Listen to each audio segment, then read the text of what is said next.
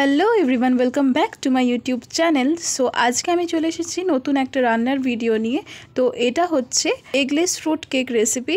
তো এই দেখতে পাচ্ছ রিফাইন অয়েল নিয়েছি এরকম 1 বাটি মতো।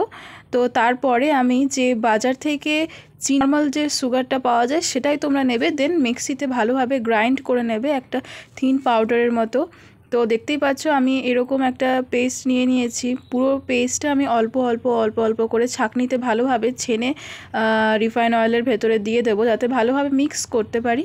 তো ছেনে নিচ্ছি এই কারণেই যাতে দানা দানা না থাকে, আর কেকের ব্যাটারটা খুবই পুরু হয় এবং সুন্দরভাবে গ্রাইন্ড করে নেবে। এরপর কিছুক্ষণ ভালোভাবে ফেটিয়ে নেওয়ার পর আমি ময়দা, বেকিং সোডা মেশানো মিশ্রণটি এই রিফাইন অয়েলের মধ্যে ভালোভাবে পুরো মিশ্রণটাকে ফেটিয়ে নেব অনেকক্ষণ ধরে। তো একটা থিন লেয়ার চলে আসবে, ক্রিমি লেয়ার। যতক্ষণে আসছে ততক্ষণ অবধি তোমাদেরকে এটা ফেটিয়ে যেতে হবে। তো ক্রিমি লেয়ার চলে আসার পর ওপর দেবো 1 প্যাকেট ইনোটা দেওয়ার একটাই রিজন, যাতে কেকটা খুব সফট এবং প্লাম্পি হয়। তারপর আমি 2 চামচ মতো দই দিয়ে দেবো।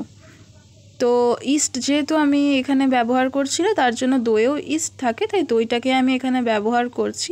তো পেস্টটা ভালোভাবে রেডি করে নেব একটু হালকা জল দিয়ে। তারপর আমি ওপর থেকে দিয়ে দেবো কিছুটা ভ্যানিলা এসেন্স, বেশি দেবো না, বিকজ ভ্যানিলা এসেন্স দেওয়ার একটাই রিজন, কালারের জন্য। তারপর ওপর থেকে আমি ড্রাই ফ্রুটস ছড়িয়ে দেবো, মোরব্বা দিয়ে দেবো। তারপর দিয়ে দেবো বেশ অনেকটা টুটি ফুটি, বিকজ টুটি ফুটি আমার খুব ফেভারিট একটা জিনিস কেকের মধ্যে।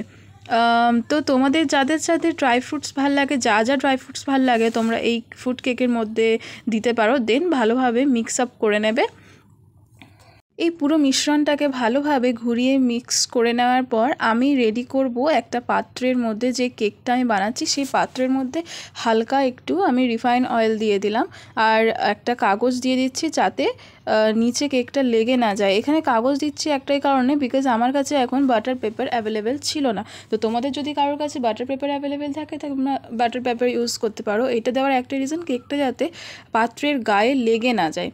তো যাই হোক, হয়ে গিয়েছে। তারপর আমি ওপর থেকে মিশ্রণটাকে ভালোভাবে ঢেলে দেব এবং পুরো মিশ্রণটাকে চারিদিকে ভালোভাবে নাড়িয়ে সেট করে নেব, যাতে কোথাও বেশি কম না হয়ে থাকে, চারিদিকে যাতে মিশ্রণটা সমানভাবে থাকে, তাহলে কেকটার শেপটাও ভালো আসবে।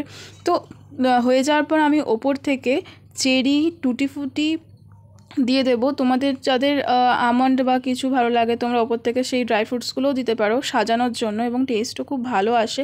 তো আমার কাছে যা ড্রাই ফ্রুটস ছিল আমি সমস্তটা দিয়েছি। আমি খেজুরও দিয়ে দিচ্ছি, তোমরা তোমাদের ইচ্ছা মতো দিতে পারো। তো আমার কাছে মাইক্রো ওভেন নেই, তো এইভাবে আমি তৈরি করছি। তোমাদের যাদের কাছে বাড়িতে মাইক্রো ওভেন নেই তারা এইভাবে রেডি করতে পারো।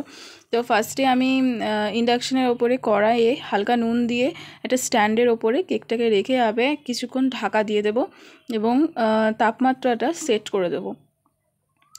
তো আমি রেখেছিলাম 400 মধ্যে, হালকা লো ফ্লেমে। তো এটা তোমাদের ইন্ডাকশন না থাকলে তোমরা গ্যাসেও করতে পারো।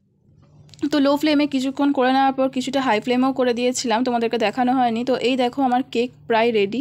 ভিডিও ভালো লেগে থাকলে অবশ্যই লাইক, কমেন্ট, সাবস্ক্রাইব করে